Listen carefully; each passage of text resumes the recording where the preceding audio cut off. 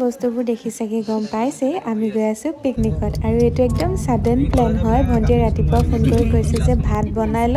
আৰু আমি পিকনিকত গৈ আছো বুলি সো আমি আহিছো নাগালেণ্ড মানে তুলিলে আহিছো আমাৰ ঘৰৰ পৰা বাস হাফ এন আৱাৰ লাগে আৰু আমি আজি আমাৰ স্পট পাই গলোহি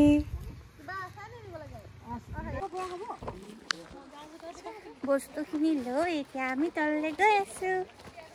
আমি আহিলো এইফালে আৰু এতিয়া নদীখন ক্ৰছ কৰি এইটো স্পটটো বাছি লৈছো হা এইফালে মলং বস্তি যায়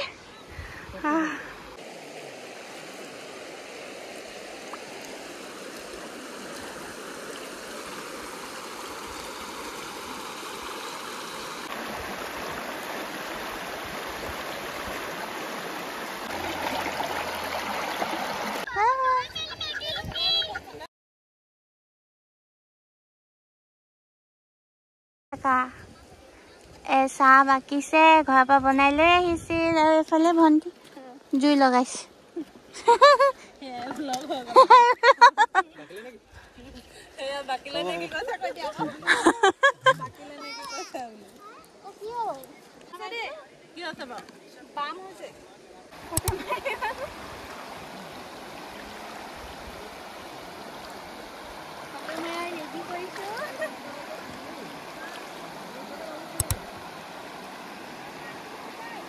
হ'ব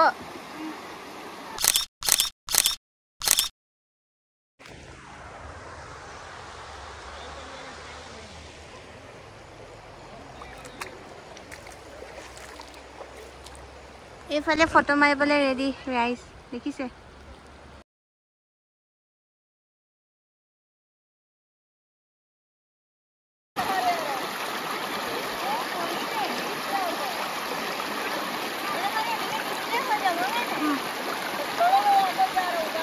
মাহঁতক সকলো বস্তুখিনি আমি যোগাই দি আমি পালোহি এফালে হেঙিং ব্ৰিজ আৰু ইমান বেছি ভয় লাগিছিলে উঠোতে মানে ইমানেই হিলিছে আৰু যেন তেনকে পাৰ হলো পাৰ হৈ ইমান ধুনীয়া এডোখৰ ঠাই পালোহি চাওকচোন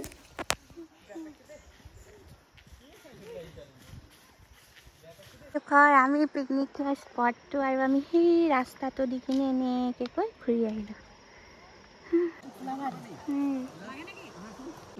এও কোনে দিলা এবাৰ আমি তান পাপা জাগা পান কোন নগলি আকৌ নাযাম বুলি কলে চাৰ্চত গলি নেকি কেলা অমিতা একদম দি লৈ আহিছে মানুহ ঘৰলৈ গলো এবু দি পঠাইছে আহা আকৌ ফটো নাই মা ভিডিঅ' মই ভাল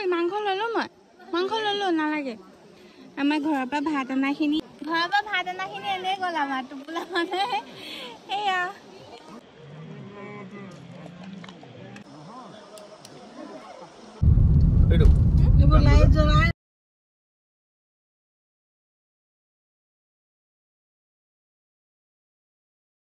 ইয়াৰ ৰাস্তাবিলাক মানে ৰাতি হ'লে খুব বেছি ধুনীয়া লাগে যেতিয়া লাইটিংবিলাক জ্বলি যায় আজি চাওক না এতিয়া মানে 4টাই বাজিব হ'ল অলমষ্ট ইমান টাইমতো গধূলি হৈ যায় বাট আজি যেতিয়া আমি ৱেইট কৰিছোঁ গধূলিয়ে হোৱা নাই আৰু লাইটিং হ'লে খুব বেছি ধুনীয়া লাগে আমি টাইমটো স্পেণ্ড কৰিবৰ কাৰণে এখন নাৰ্চাৰীত আহিছোঁ এতিয়া এইখন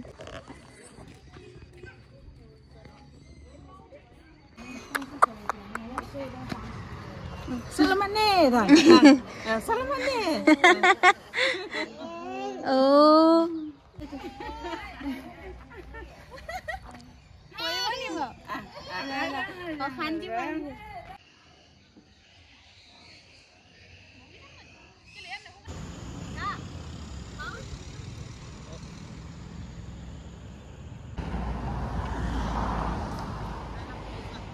পেনটো মেলিলে বেটা তা পেনটো তুলি তলে দে